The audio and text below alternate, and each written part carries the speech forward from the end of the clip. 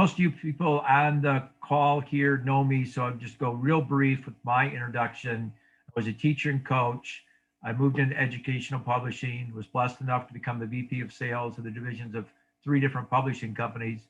But 3 times in my career, my position was eliminated through downsizing, merges, and acquisitions. I've taken a lot of real estate investor education training. Most of you people on this are familiar with the Renatus training program, which I took that training program years ago and still actively involved in that program and constantly watch those classes. I've been blessed enough to have done over 100 real estate deals. I'm currently working on multiple fix and flip projects. I'm also now a licensed broker and working on building a national brokerage team. As I mentioned before, I do have a YouTube channel, which youtube.com/Randy Pertler. There's my email address on there and my personal cell number. I always ask people, please be respectful. No earlier than 8 a.m. or no later than 8 p.m. I have to have some hours to myself, and that's Monday through Saturday, and Sunday is the Lord's Day for me. So I prefer no business on Sunday if at all possible. When I get started as a real estate investor, and what I would advise you to do is write a mission statement. You know, there's the old saying that if you stand for nothing, you'll fall for anything. So I wrote a mission statement, one of the first things I did when I decided to become a full-time real estate investor, and I would suggest you do the same. This is mine, yours obviously be personal to you. But if I had to summarize my mission statement into 3 verses, it would be this. For what will it profit a man if he gains the whole world but loses his own soul? That kind of speaks to, again, what we talk about, honest and ethical business practice. Seek first the kingdom of God and his righteousness, and all these things will be added to you. Many people are chasing the dollar, right? We want to do things as real estate investors that are helping other people. You're a problem solver. How can you help other people? And then the last one, as you become successful as a real estate investor, keep in mind, for everyone who exalts himself will be humbled, and those who humble themselves will be exalted. So that's kind of at the core of my mission statement. Okay, so I'm going to take you through a property tour on this one, which is, as I mentioned, this is a property that's located in the Beverly neighborhood. We acquired the property. I'm going to go through all the numbers kind of towards the end, but I do want to let you know that right up front, we purchased this for $192,000. We purchased this as it was a foreclosure. An investor bought the property. They started the rehab. They, I don't know, ran out of money or something, but they got foreclosed on. The hard money lender foreclosed on them. So it went back on the market, and we picked it up. And when we went in, they had a lot of the work was done. However, as we found out, a lot of the work was not done correctly, including they didn't get the proper permits, which I did investigate and knew prior to buying it.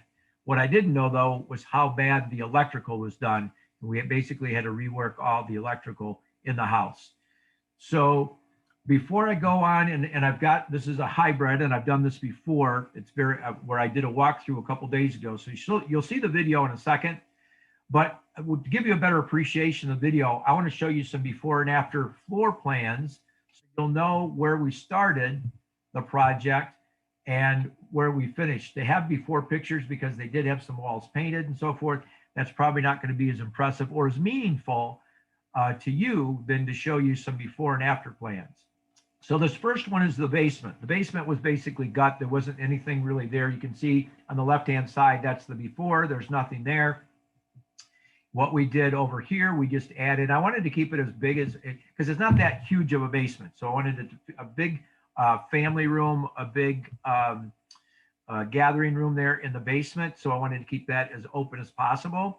So we added a utility room. You'll see there was a utility room on the first floor, which is usually a good thing. But when I show you the video, you'll see why we eliminated that in order to make the kitchen a lot larger.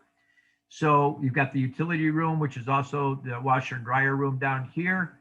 And then we added a full bathroom down here. You don't see it in this drawing, but we actually moved. They originally, the other investor that we bought it from that got foreclosed on, they had the hot water tank plumbed for under the stairs. We actually moved it and made this a little bit bigger utility room and moved the hot water heater over there. So that's the basement level. And again, I'm going to do a walkthrough. So you're going to see video of the basement, and then I'll stop it and let you ask questions at that point. I'm just going to give you an overview, kind of a quick overview of the project. So here's the main floor. And I'm going to point this out in the video, but I want to keep this in your mind so you can kind of see it in the drawing. See, this was the door to the back deck, was right here, which really forced the kitchen to only be this large. And this was the laundry room, the utility room over here. So this is the washer and dryer, which is great to have on the main floor. Don't get me wrong, but I felt it'd be more important to make the kitchen larger and to put that down in the basement, because there's a lot of room in the basement to obviously have the washer and dryer room down there. So if you look over to here to the current plan, by the way, I'm reconfiguring the kitchen a little bit more, and I'll tell you in the picture. But what we did is we basically chopped that laundry room in half, and this is now a closet coming off the back door. The garage is in the back. You'll see that in the video. So I moved the door from here to here. That allowed me to really enlarge the kitchen by 3 feet by just moving the door and shortening and making this laundry room into a closet, which makes sense too, because if the door's in the back, if the garage is in the back, and this is a main pretty steady place where they're coming in and out of the house, going to the cars, then you're going to want to have a closet right by that door. So now we have a closet, and I move this. Now the different configuration is my architect originally did not have the right place for the window. The window is actually over here. So as a result, we put the dishwasher here. We've got a corner cabinet here, dishwasher, sink, stove, and actually refrigerators now along this wall with cabinets on both sides. The island's the same place where it was. We were not able to put in the sink in the island because the points, which I explained a little bit at the end, based on the water supply line, that would have put us over the amount of fixtures that we could have in the house. So we weren't able to do that. Over here, we've got the open. This is all an open concept. You'll see the whole thing. This looks like a wall, but it's not. This is a beam. You'll see the LVL beams when I do the walkthrough. This is all open. This is also just a beam on the architectural drawing. So this is all open. So this whole living room, or this whole first floor basically is open. We think that will be really appealing, especially in an area where there's just a lot of old houses. If someone wants to live in Beverly, but they want a more modern house, we've got just the house for them. Okay. So now here is the second floor. And by the way, it has 3 floors. This is the second floor. Here's very important, and you'll see it in the video. The main thing I want to point out is, look, they had it set up this way, where the master bedroom was in the front of the house, and they had the master bath right off of that. Then there's the hallway, and you have the common bathroom here. And you have the 2 bedrooms here. So there's 3 bedrooms on this floor. And then this is stairs going up to a 3rd floor. And on the 3rd floor, there's a 4th bedroom. So on the current plan, here's why I changed it. On the current plan, if you walk down the stairs here, this person would have to walk all the way down the hallway, all the way to the end of the hallway to get to the common bathroom. So that was one negative. But the biggest negative in this whole thing, and the reason I changed the plan, even though it cost me money, is the master bedrooms over here. And look at this. This would be then a kid's bedroom, maybe a child's bedroom. You don't know who your buyer's going to be, with a door to the balcony. It should be a positive thing to have a 2nd-story balcony. But if it's in a kid's room, it could be a negative thing. Having a balcony outside a master bedroom is key. It's beautiful. It's very attractive. It will be very appealing to the buyers. So my whole thing was, how do I change this around so that my master bedroom can be in the back, so that we then can have a master bath and have an opening to that 2nd story. So this is the floor plan that I came up with.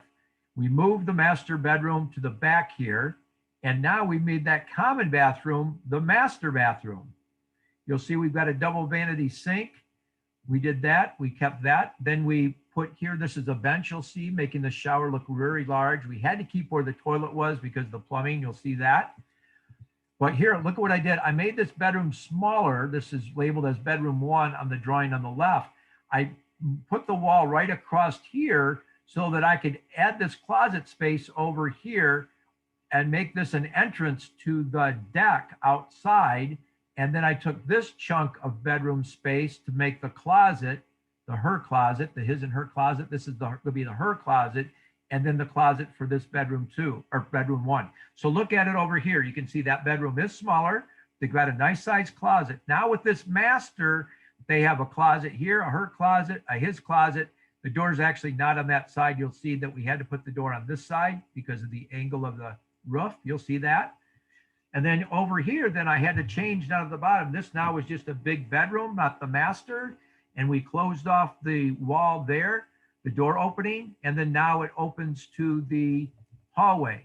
So the common bathroom for bedroom 2 is now here. The upstairs bedroom is there as well. And then this bedroom 1. So they're all close to that bathroom and much more convenient for the person that's got the 3rd story bedroom. Okay, whoops, let me get to the next slide. There we go. We didn't do much on this. I'm about ready to get to the video. This is not much at all. We just had to put the stairs up to code. We end up not having to go so long here. So you'll see basically the upstairs is going to be really unchanged. That is the 3rd story. Okay. All right. I'm going to now do the walkthrough, and I'm going to do it in stages, and I will stop the video and we'll ask. It might be questions related to the drawing when you see it again, or it might be related to something that's talked about in the video. So I'm going to stop this particular page here. All right. And I'm going to now open it up to my video. Okay, everyone, we're here in the beautiful Beverly neighborhood. It's actually called Beverly Hills, Beverly for short. This is on a street called Longwood. You can see how it's a little hilly down there. Got its nickname, obviously, from the famous Beverly Hills, California. Down the street, down this direction on Longwood, there's some really pretty big hills, and big houses are sitting on the side there. You've got a park right next to it. We haven't done a lot to the outside yet. We still need to do a bit of work. We're under the gun here with the weather. We did have to change and add this little, if I'm pointing right there, that is a vent for the upstairs bathroom. It wasn't vented properly when we bought the house, so we did have to add that vent. And then the sidewalk work here, you can see that we've done that. We're going to change out these doors right here. So those will be brand new doors coming in and side windows. Just going to give you a shot down here the side. You can see the new sidewalk in that direction. And you know what? I'll go ahead and take a walk down this sidewalk here. We're going to change out these windows. Almost all these old houses in the Chicago area at least have the block glass windows, but that's actually not the code. When you finish a basement, you have to have a certain amount of ventilation based on the square footage of the finished space. Even if it's not a bedroom down there, you still have to have it. So we have to change those out to sliders. We're going to new concrete driveway there, and there's a brand new garage. We knocked down the old garage, removed a few trees here. You can see this little rut right there. That is the electrical running out to the garage now. And then we had to do quite a bit of support. You're going to see some garbage here, so it's not going to look quite as nice. But we had to do quite a bit of support on this deck. It was done pretty well, but there was some support issues that we needed to fix to get it up to code. See the bedroom, or that door right there? That's to the out of the master bedroom. It used to be here, which was a small bedroom. Didn't make any sense. You're going to want your kids. Not going to want your kids to have access. Your small children to have access to the deck at night. So we moved it to this side, which is where I'm putting the master bedroom. So you'll see that from the inside. You can see again that park from this side, beautiful setting. Give you a little bit of view on this side of the house, this combination between the brick and the siding. We're gonna re-side this whole back to match that up. Okay, let's go ahead and head in the front door now. By the way, we will do some landscaping in here, some landscape blocks in here, around here, and then probably put rock in there, and maybe a a bush.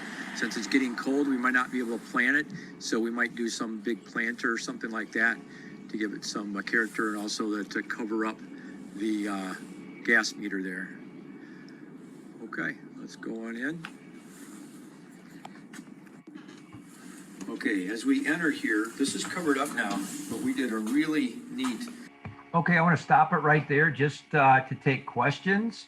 Square footage on this property? That's a really good question. I'm thinking it's, and it's been a long time since I've really thought of that. Probably about 2,700. That includes the basement. We always count the basement in square footage because they allow us to put it on the MLS that way. So I think it's under 3,000. When we go in, you'll see there's a third floor. I think it's about 2,700, could be 2,800. Yeah, that's different than what we have in Jersey. Basement not typically included unless it's finished. Yeah, well, ours is finished. Any other questions? Thanks, Rand, thanks. you said about the block windows. You have to take the block windows out. Repeat that about the basement block windows. Yeah, and I didn't explain it really well. I just did it kind of quickly. So it's a really good question. I'm glad you asked that. So when you have finished space, there's a formula. It's a certain percent of the finished space has to be in ventilation. So I said that black glass is not the code, but that's not entirely true. It's just this block glass, since it only has a vent about this big, those small vents. Yeah. For enough air ventage in the basement. So we have to take them out based on the square footage of the basement. Now it is possible if you had sliders in your basement, maybe you had one in one room that was the block glass and had just a small little vent. It is possible for you to have that still fall under the code, but it's going to be difficult. If you have black glass windows, it's going to be difficult. People really like them because of the security in the city of Chicago, but the negative is if you do have to get permits, when you get your final inspection, they won't approve it. If that's the HVAC, that's the ventilation inspection, they will not approve it unless there's proper ventilation per square foot of your basement. So did that a little better? Yeah, thanks so much. Okay, that's Question. a great question. Glad you caught that. Yeah.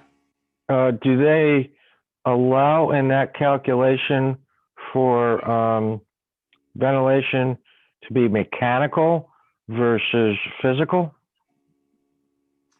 That's a very good question. I've never seen them, the city of Chicago, I've never seen them approve or suggest that you can counter the window ventilation. And you can't replace the window ventilation for mechanical, I should say it that way. No, I've never had them do that. They've never allowed that or even suggested that was a possibility. Neither has my architect. But I understand what you're saying. So let's say you had some ventilation fans or some type of other mechanical ventilation that you could have besides windows. Would they allow that? And my belief is no, at least not in the city of Chicago. Not for residential. Obviously they do with commercial. All right, we'll keep moving on. We just entered the house and this is the foyer. And I'll explain in the video that this nice tile we just put in is covered up. So I actually got a snapshot and I inserted into the video. So you'll see what that entry foyer tile looks like. Ceramic tile entryway here. We're on here, and hopefully I can maybe interject from another video or picture, but this has a really cool design in the center here. So there's that shot. I inserted that. And on your right here is a closet. And on your left here is a half bath. A lot of these older homes in Chicago, they're set up the same way with a half bath right by the front door. Not exactly ideal location, but too expensive to really change that out, and that's not really functional in any other for any other thing other than a bathroom. These floors, we're putting all brand new hardwood floors on this entire floor, and also the entire second floor. So this will all be hardwood floors. Look at how this is opened up. So at one time there was a wall here. You see the fireplace. We're putting in electric fireplace. They're really cool now. They look authentic. They look like real fire. And then up above will be where they can, if they want, to mount a TV. And we're gonna put tile. The whole fireplace will be tiled. This tile down here is a little bit dusty, but it's kind of a gray tile. You can see if I clean it a little bit. So it's gonna look like, you know, stone tile all the way around, but actually it's a new ceramic tile that makes it look like stone. A lot less expensive, a lot easier to install. So you can see the open concept here, how nice it is. We did have to do a lot of reinforcing of, there's an upstairs bathroom. Right up here is a bathroom above it, and they cut out all kinds of floor joists to put in. And then what we did is, this is all really reinforced, but we made it look nice, and it breaks up the ceiling and brought the two can lights in closer to look like it's designed that way. So actually, aesthetically, I think it's just as good, if not better, than what it was before. I always try to turn a negative into a positive. This was definitely a negative when we found out that we were going to have to reinforce that ceiling, but we made it aesthetically pleasing to make it into a positive. Now, this particular house, let me walk out to this room. This house was foreclosed on by a hard money lender. So an investor started this project, and we came in and took it over, but we had to redo almost all of the work because their work was not permitted, which we knew in advance. But what I did know is really how bad the electrical portion and plumbing portion of their work really was. We also had to do 3 LVLs to run this all the way across. When we first bought the house, there was a wall right here. This was a wall, and it was supported. So their support only went to about right there. We wanted to open the entire thing up because this over here was a laundry room, which is great, but you can see the laundry room ran all the way from here, and then the door to the back door was right here. That really made the kitchen much smaller. So by moving the door from here all the way to here and extending the beam all the way, it allowed me to open this whole thing up. So the kitchen's gonna be much, much larger now because of that move. And then right here, this is going to be a island, I should say, but it's gonna have an overhang, a bar overhang on here, and this will be a countertop there. So this whole thing will be countertop depth is 24 inches, plus you've got this 2x4 in here, plus another 8. So that'll be a nice, big, wide island. So the configuration will be a corner cabinet here, the dishwasher here, the sink here, another cabinet, then we'll have the stove in here, corner cabinet, and then along this wall will be a cabinet, refrigerator, and cabinet. So it'll be nice and balanced, and it'll come to stop just before that line right there, which is the beam, the support, okay? We also had to support that second story outside deck with ledger and ledger bolts across, and that's why you've got this seam right there. But again, it actually adds some character to it. You won't really see this because this will be covered up like this, but you will see that. But again, turn a negative into a positive actually gives a little bit of character over there, okay? All right, now let's go down to the basement here. By the way, we had to build this whole wall. This was not supported properly because there's 3 stories, and this is a load-bearing wall going from the basement all the way to the 3rd floor, and we had to support that. So. Okay, before we go to the basement, any questions about that floor? Anything that we did on that floor? Comment. Nice work. Oh, thank you. Thank you.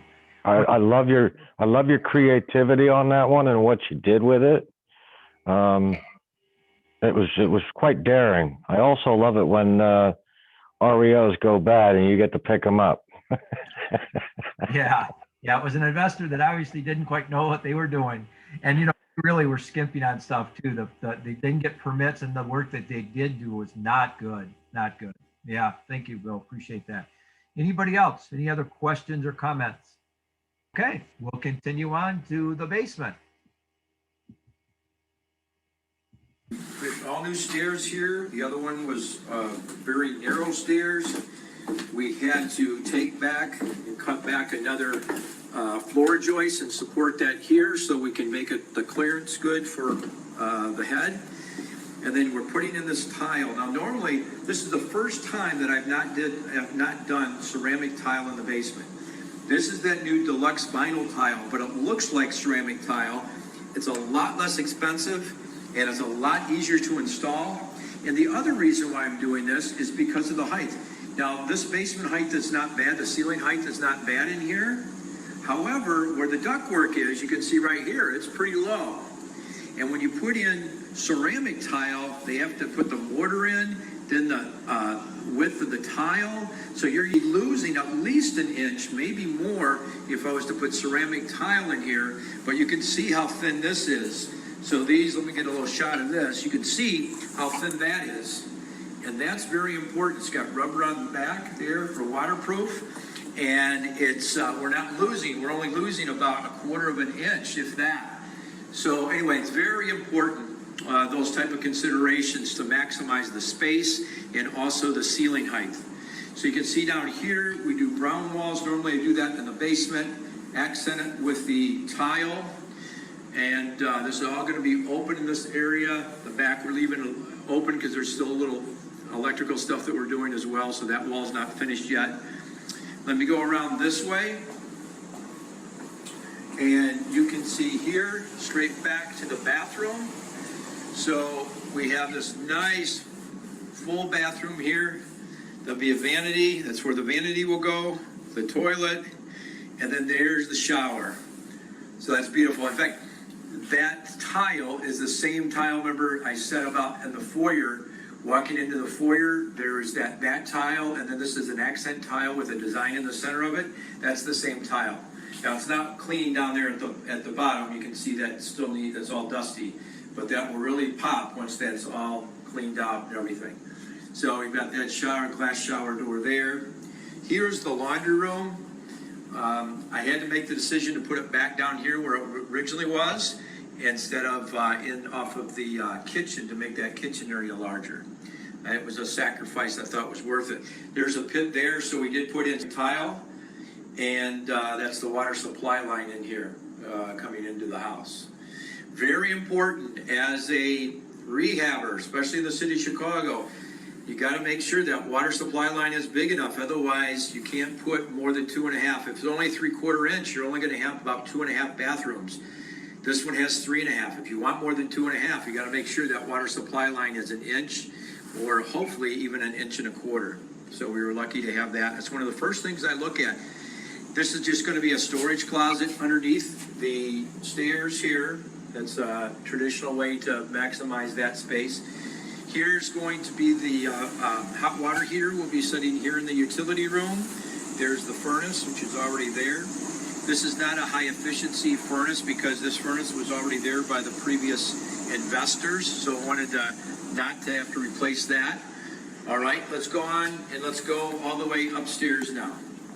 Okay, All right, let's stop there. Any questions about the basement? Yeah, Randy, can you explain about the water supply line again that you were saying? Yeah, really, really important. And when I got involved in real estate and became started rehabbing, I didn't know anything. I mean, I didn't have any background in that mechanicals or construction at all. So, especially if you're going to get permit, you know, if you don't have to get a permit for a particular job, which is unlikely, because if you're adding bathrooms, faucets, fixtures, I can't think of a single municipality that wouldn't make you get a permit.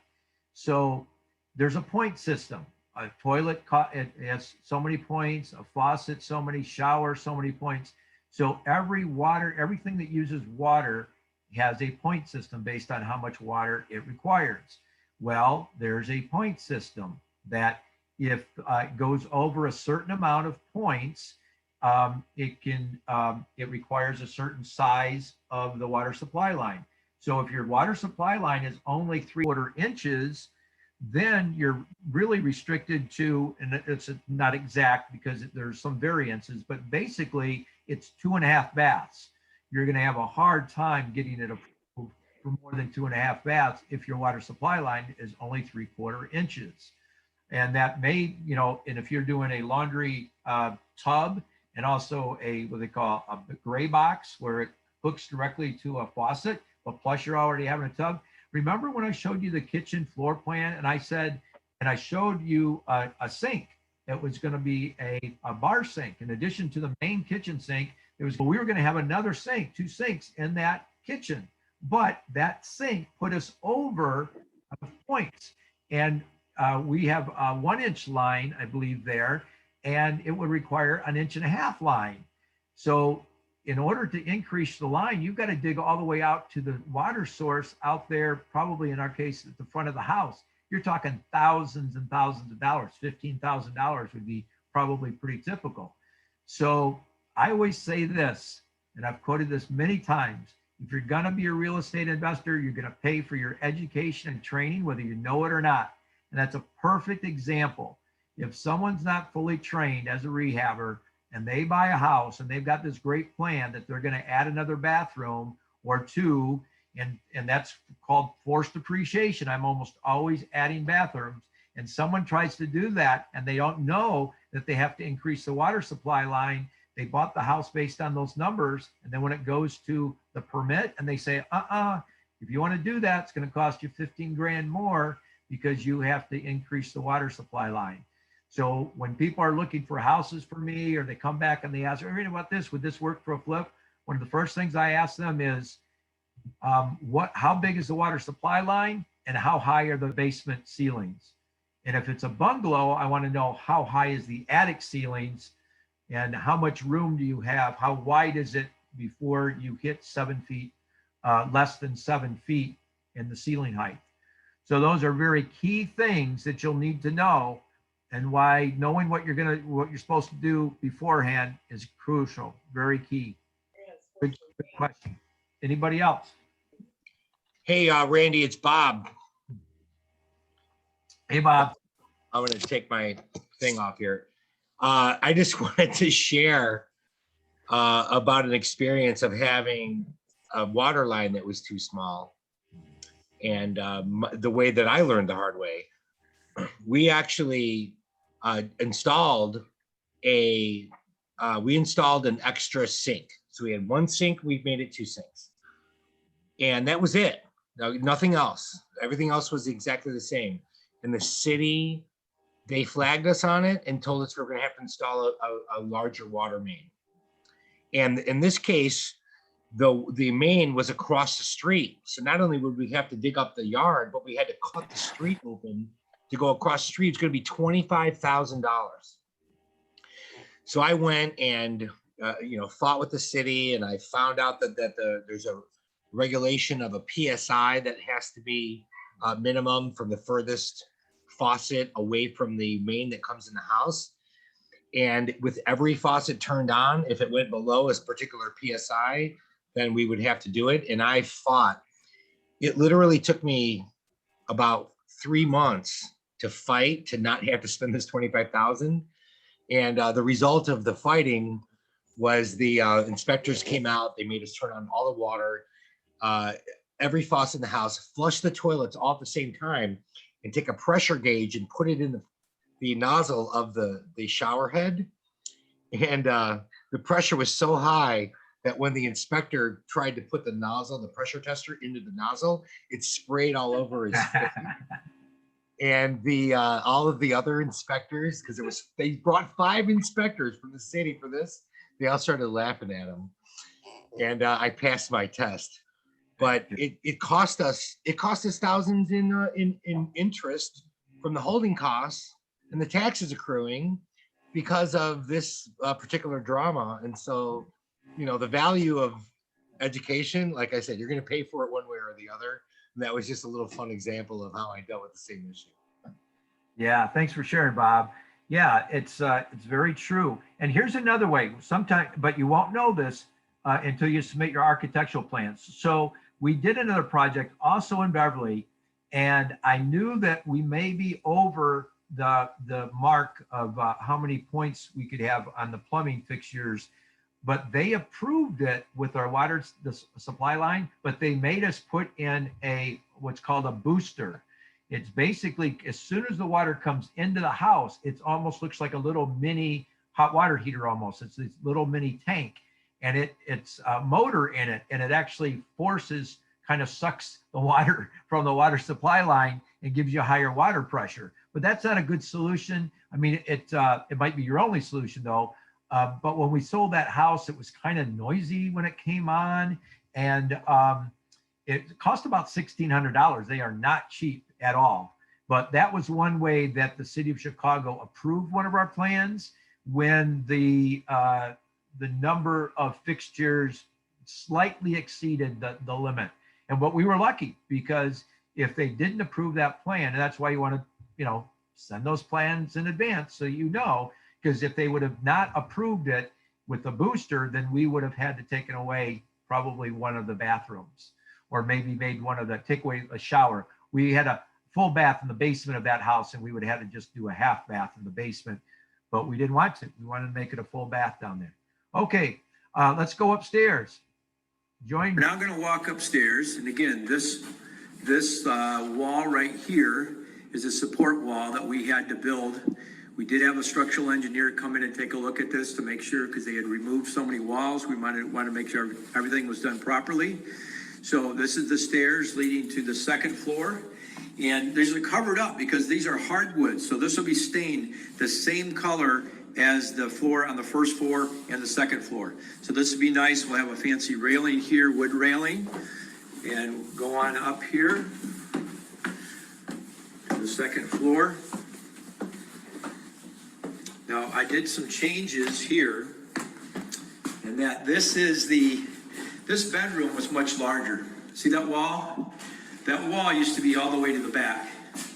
But what I did was I cheated a lot of space. I gained a lot of space to the master. What's going to sell a house is a big master, nice master bedroom.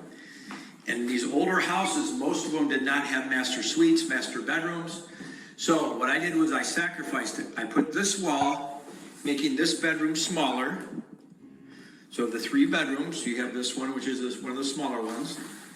On that side of the wall, I made a master closet, which will open up on that side. I'll show you from the other room. Then I separated a wall there, and then this is the closet for this bedroom. Now let's take a look.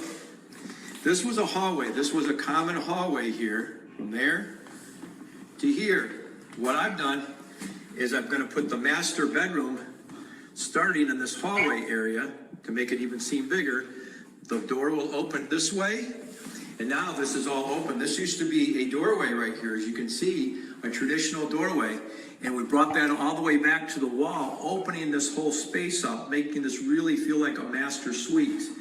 This was the common bathroom, and they had the master in front. But the biggest reason I moved the master back here is right there. I wanted to be able to move a door to that balcony. Can you imagine the appeal that will be to a potential buyer, knowing that they can get up in the morning, walk out, and have their spouse hand them their morning coffee and set out here and have this beautiful view of the park. That's a community center with tennis courts, and the train to downtown. There's a train right here. That's the metro that goes right downtown. You could be downtown in minutes, which is very appealing for any professional that works in the city. So this was the biggest reason why I made this major change to the layout of this house, to really maximize the benefit of having this upstairs deck.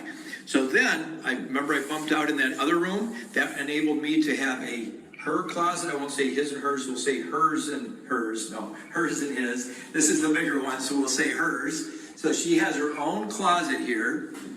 And then he's got his own closet over here. So they both have their own closets.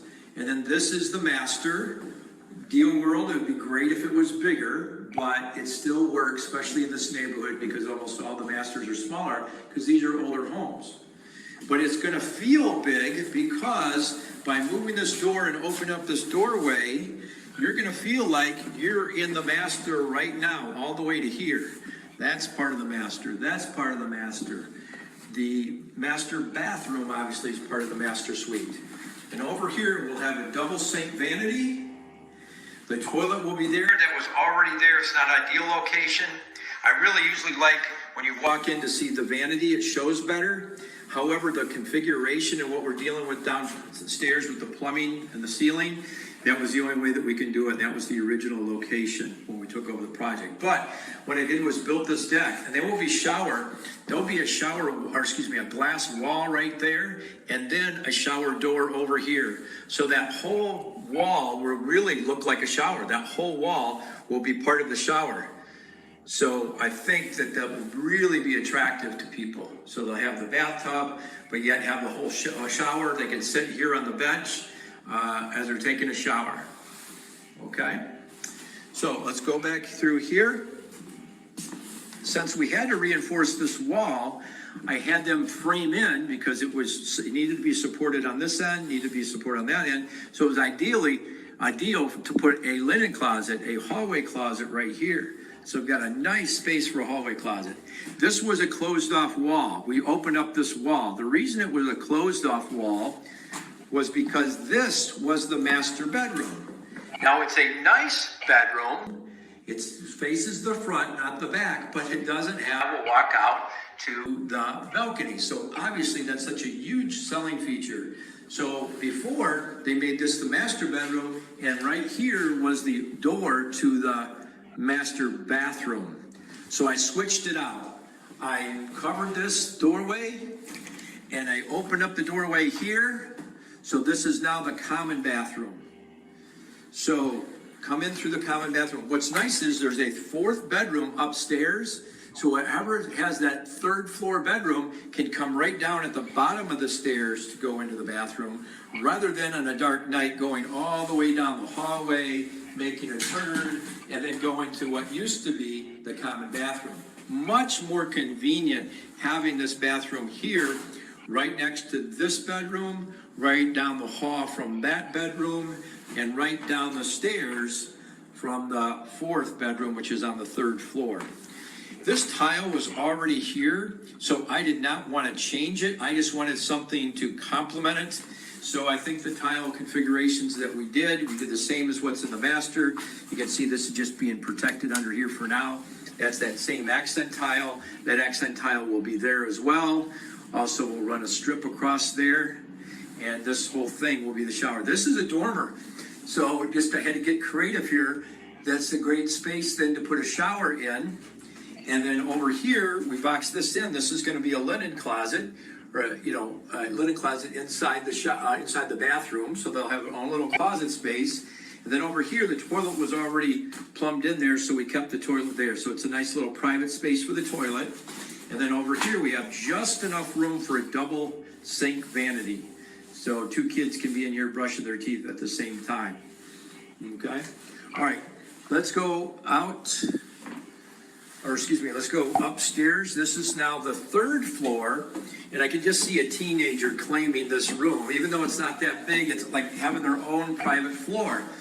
So this area right here could be great for desks, video games, TVs, whatever out here. And this area, and then also having their own bedroom. So they have their own kind of suite up here. There's no bathroom up here, unfortunately, but it's kind of like their own private little floor. And then you've got a closet right there as well. So also if I go, this has 2 furnaces and 2 fireplaces, 2 furnaces and 2 air conditioning units. This needs to be cleaned up. But this is a furnace room in here. And this will have that same tile that's in the basement will go here. And this will be, the rest of this will all be carpet up here. And so this furnace heats, and the AC hooked up to it will cool the 3rd floor and the 2nd floor. The one in the basement will heat and cool the basement and the 1st floor. But this is beautiful. I mean, look at this, going down these stairs.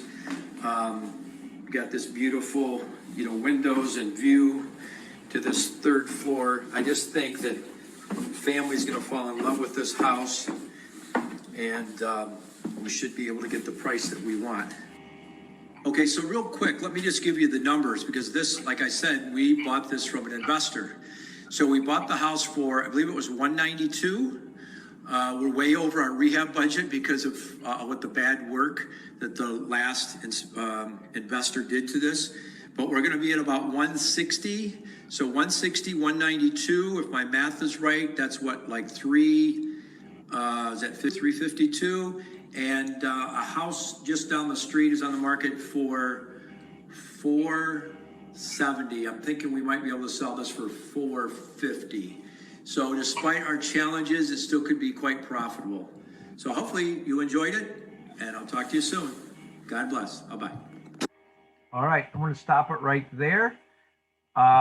Let's open it up to some final questions. I wanted to keep it to an hour. We're 5 minutes away. We got 5 minutes, so we definitely have time to talk. So we look through the second story bedrooms, master bath, common bathroom, and then that third story was the fourth bedroom.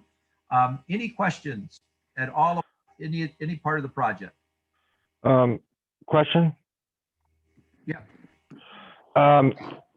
In comparison, do you have a number for total holding costs? Because you have buy price, ARV, construction price. Did you dig a little deeper to find out what your total holding cost was on the project? Well, I didn't put that in. Number one, that's still ongoing, but the taxes are not that much on here. And I do have, and I never know. So I've got, and I'll show you at the end, there is, I guess, a couple more screens I wanted to show you how we funded this with no money and no credit. So I do want to get to that screen just briefly. But the reason I say that is that some of the people I work with in this real estate investor community, they're my private money lenders. So they're going to make, and I consider them partners, not just lenders. They're actually partners. And they're going to make some pretty good interest money because the project has taken a little bit longer. But overall, our holding costs, if we want to include the interest, I believe our holding costs are going to be somewhere around, with interest, probably around 20,000 because of the interest that I'm paying out the partners, probably around 20,000. And I think when I sent the numbers to Bob, I was thinking 425 for a purchase price, but I really think we got a good shot at 450 based on what's out there and what's been sold. So I think Bob sent out something later on saying that about 45,000 would be our profit. It actually could be 65,000, I think, could be, and that's after all the holding costs. But the holding costs are ongoing. I want this video to be out there. This video will be on my YouTube channel probably for a year. So if I gave you the holding costs now, who knows, maybe we sell it quicker, maybe we don't sell it quick enough. But the holding costs are going to fluctuate, and I won't know the exact holding costs but I'm projecting maybe around 20,000. Any other questions?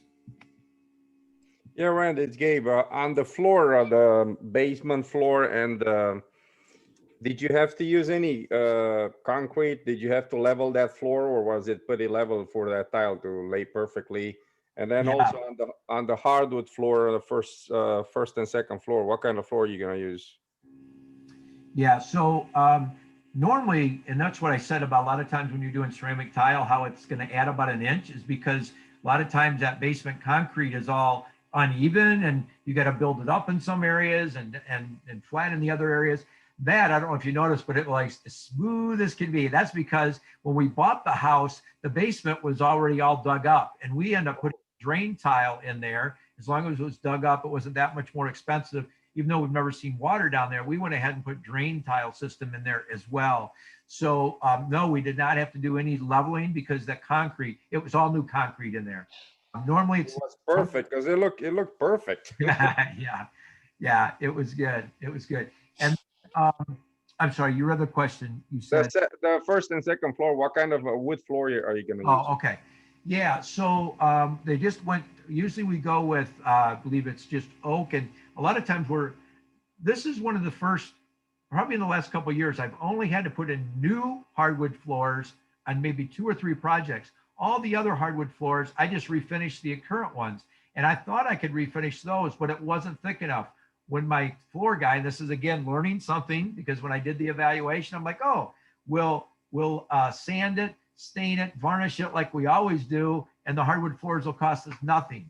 Well, we're putting brand new hardwood floors over it because the hardwood floors were not thick enough to allow us to sand it and stain it without it possibly buckling and having waves in there. So that was a real eye-opening experience. So basically, I think they're just oak.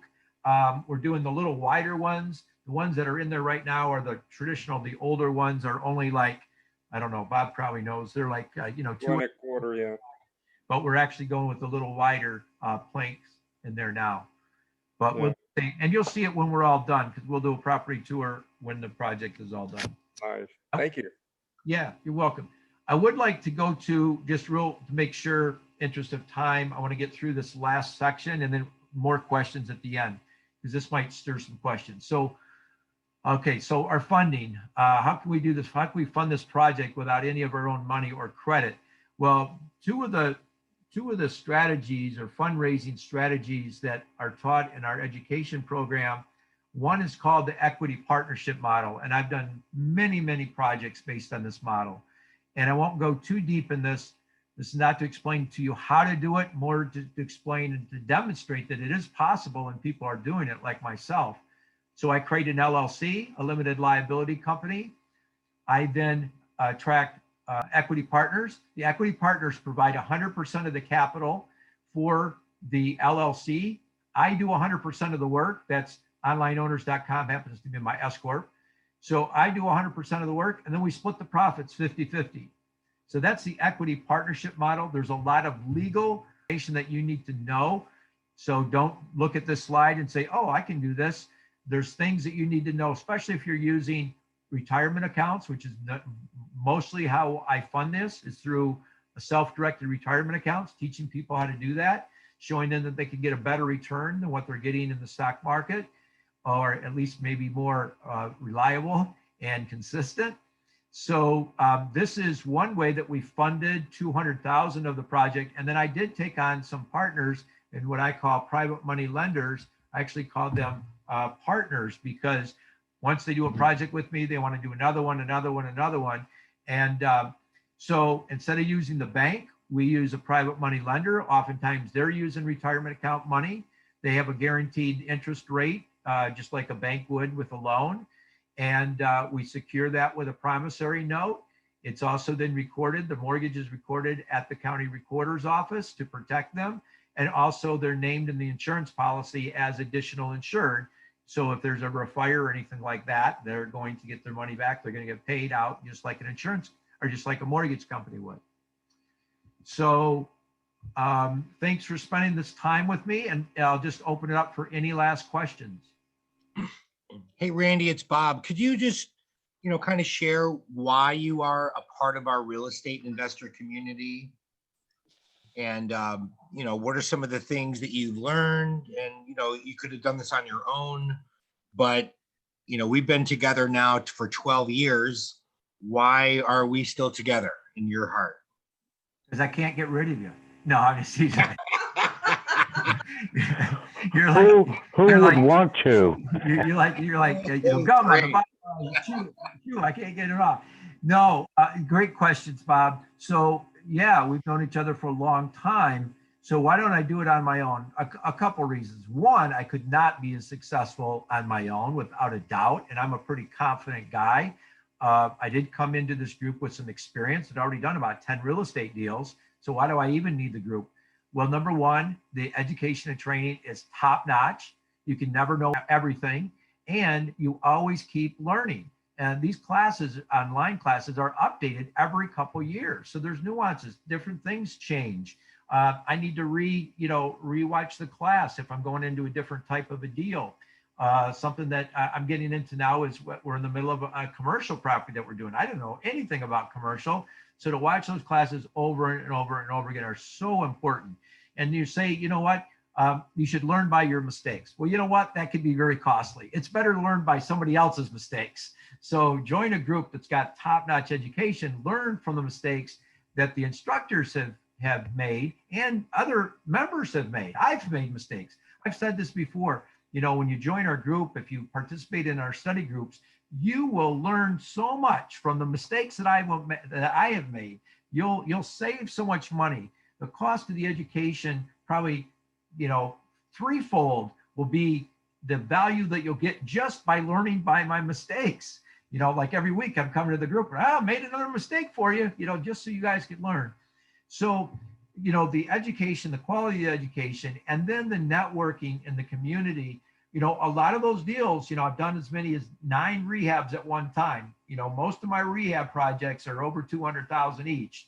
So let's just do some quick math. 200,000 times 9 is what, $1.8 million. I don't have $1.8 million to do these deals on my own, even if I wanted to. A lot of my partners are partners, people that I met in the community that maybe weren't at the stage that I was at. So they wanted to partner with me to, number one, gain experience, number two, make a real good return on their money.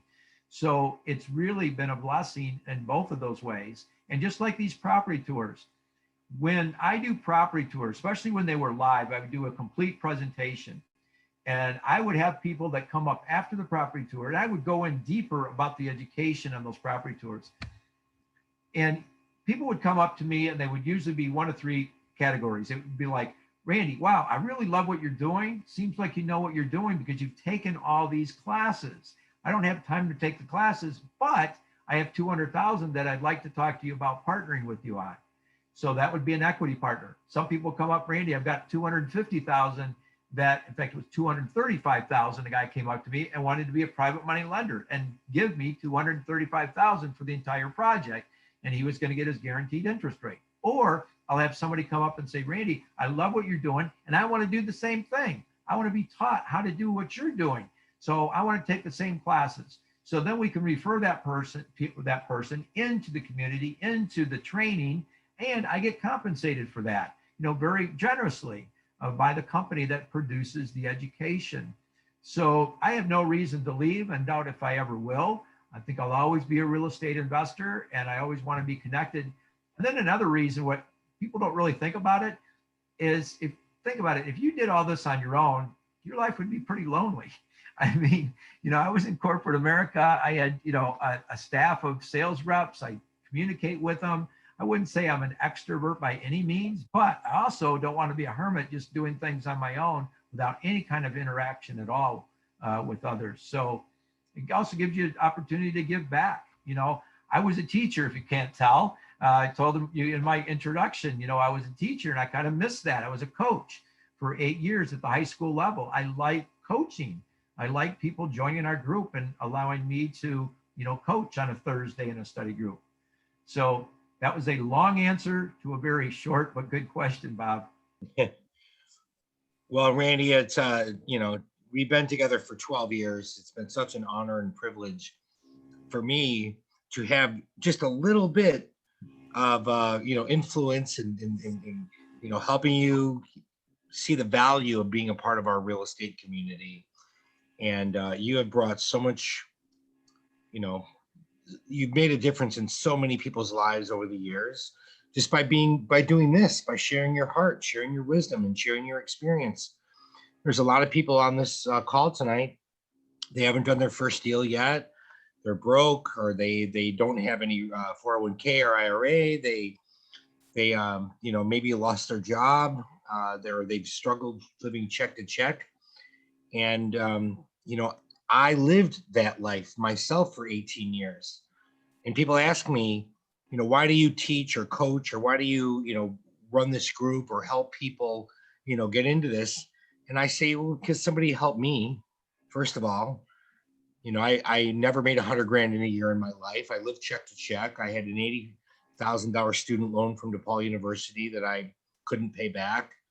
And, and then I did my first real estate deal and made $22,000 in 4 weeks. And I did my first short sale, and we made $70,000 in the construction project of that. Took 16 days. The negotiations took, many months, and there was some paperwork involved, but, to literally make $70,000 in a 16-day remodeling project, as a contractor, I would have made like $3,000. And another human being helped me. Like they showed me the way. And as a contractor, I can always do another property. As an investor, I can always buy another house and rehab it. I might even make $100,000, but that doesn't change someone's life. And building a business that actually helps people and makes a difference has been the most rewarding experience I've ever had in my life. And you've been a huge part of that for 12 years. And so I'm very grateful, and thank you for sharing your heart and sharing your wisdom tonight. Sure, Bob, and thank you. I mean, you definitely has contributed to me as an investor, as a person. You put a lot of time into your noon calls. I mean, you don't know it, but a lot of times I'm on your noon calls. I just not talking and I've got it on mute because I'm multitasking. I might be meeting with a contractor, driving to a contractor, and I'm listening to you all the time. Things that you talk about marketing apply to real estate as well as marketing, as around any relationship building. Because we always say this before, real estate really is a people business. You don't buy real estate from a building, you buy it for people. You don't sell it to, a building, you sell it to people. So if you don't master those skills, communication skills, and all the different skills that are involved working with people, then you're not going to be a successful real estate investor. And if you don't have the heart to help people, you're also not going to be successful. You might get a couple of hits, but in the long run, you probably won't last. So thanks for spending this time with me. I do want to let you know, I thought I had one more slide here. I do want to let you know, though, I have on my YouTube channel, the recording of this. I will post it probably sometime tomorrow morning. So if you have people that were not able to attend this, direct them to youtube.com/Randy Pertler, and this will be one of the most recent videos that I post. Randy, share about tomorrow, the workshop tomorrow from your perspective. What have you learned from creative acquisition and creative financing strategies, and why should people attend tomorrow? Well, I think especially for new people, tomorrow's critical. I don't even know if I can imagine a more important workshop for someone that's just getting started. Listen, unless you're getting started and you're loaded, I mean, you're a multimillionaire and money's not a concern and you don't have to be creative and you can just buy your way into real estate. Hey, that wasn't me and that's not most people. If you're like most people, creative acquisitions is key. You've got to learn how to be able to acquire property or do flips without using your own money. Those are the two examples I gave, equity partnerships and private money lending. Those are just two out of many that I'm sure Chris Alvin will be covering tomorrow. And that's when it really takes your game to the next level. I was blessed enough to have some resources when I first got started in real estate. But I tell people it was both a blessing and a curse because I didn't really become a real estate investor until I'd already used up all my home capital. And then I had to get creative. That's what then, okay, what about owner financing? What about subject to? What about equity partnership models? What about private money lending? So if you're sitting there and you're thinking, well, I don't have any money, I'm at a disadvantage. No, actually, you just leapfrogged me, right? You just advanced yourself more than I was probably in the first 5 years of being a real estate investor. Because where you're at is where the sky is the limit. Because if you learn how to do things with creative acquisition, there's no limit to how many properties you can control, flip, wholesale, have as rentals. So tomorrow is key and creative acquisition. And just to let you know, and I still do creative acquisitions, subject to, no money down, no credit. And just now we're finalizing a deal where I'm going to be a partner with somebody else in the community. We are going to get control over a $950,000 property. And the only thing it's going to cost us is $3,000 for the furniture that's in there. And that is it. And we're going to control that property. It's in the city of Chicago in a very good rental area. And we're short-term renting it.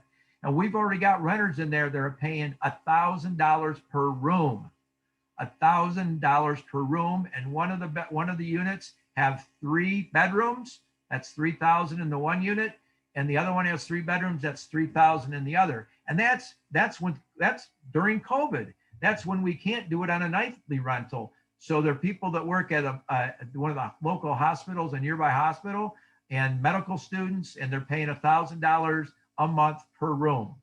So I'm excited about that. We're not going to have equity really when we take over, but we're going to have great cash flow, and we're going to control that property. So again, another long answer to a great question. So you can see I'm excited for you guys to see tomorrow. I'm going to be on it tomorrow as well. I've heard Chris many times, and I'll watch him again tomorrow because I'm sure I'm going to learn something. Randy, I love you, brother. Thank you. Thank you for who you are in the world. Thank you for the difference that you've made. And thank you for inspiring us to realize that we can accomplish more in our lives than we ever thought possible, just by being around people that have done what you've done. So thank you. And I really appreciate who you are, buddy. Well, thank you, Bob. Thank you very much. All right. Good night, everybody. You've listened to me long enough. God bless you and your family. Take care. Bye-bye. Bye.